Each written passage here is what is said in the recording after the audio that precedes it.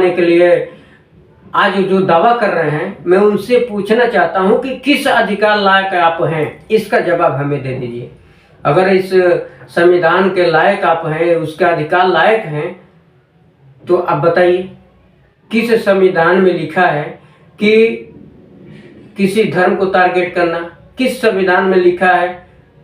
किस में लिखा है? कौन सा पन्ना है? कौन सा पृष्ठ है जो बाबा साहब ने ये लिखा है कि हमें भगवान का दर्जा दो, देवी देवताओं को गाली दो, दूसरे धर्म को टारगेट करो, हिंदू सनातन धर्म का विरोध करो, उसकी देवी देवताओं को राक्षस बताओ, ढोंग बताओ, साधु संत को ढोंग बताओ।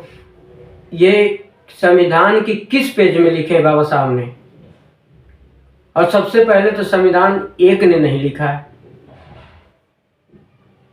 संविधान का स्थापना एक इंसान से हुआ नहीं है। फिर भी हम बाबा साहब को ही मानते हैं और उन्हीं को जानते हैं, लेकिन किसी भी चीज में एक इंसान का हाथ होता ही नहीं है। वो आगे भले से हो सकता है। किस संविधान में ये लिखा है कि हमें आगे लाने के लिए किसी और को टारगेट करो? नहीं समझ आ रहा है ना?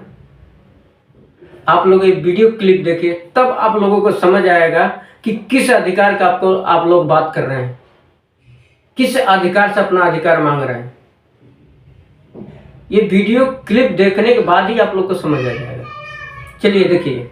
रूस कहां से कहां पहुंच गया और हम इन बाबाओं के चक्कर में फंसे पड़े हैं। वहां वैज्ञानिक मिसाइलें बना रहे हैं और यहां बाबा लोग माला जप रहे हैं, पाखंड फैला रहे हैं। रूस ने दुनिया की पहली न्यूक्लियर पावर्ड क्रूज मिसाइल बूरे वास्तनिक बना डाली है, जो असीमित दूरी तक उड़ सकती है, जिसे कोई रडार नहीं पकड़ सकता और जो अपने टारगेट को बिना रुके तबाह कर सकता है। जबकि हमारे यहां प्रवचन के नाम पर पाखंड चल रहा है, कथा के नाम पर कारोबार और धर्म के नाम पर धोखाधड़ी।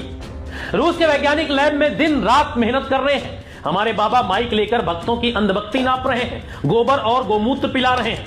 वहां नेता वैज्ञानिकों की परिक्रमा करते हैं, यहां नेता बाबाओं के चरण चुंबन करते हैं। पुतिन कैमरे के सामने वैज्ञानिक उपलब्धियों की घोषणा करते हैं, हमारे नेता केदारनाथ की गुफा में कैमरा लगवाकर ध्यान की नौटंकी करते हैं। पुतिन कहते हैं हमने दुनिया की सबसे एडवांस मिसाइल बना ली, मोदी कहते हैं हमने सबसे ऊंचा मंदिर बना लिया।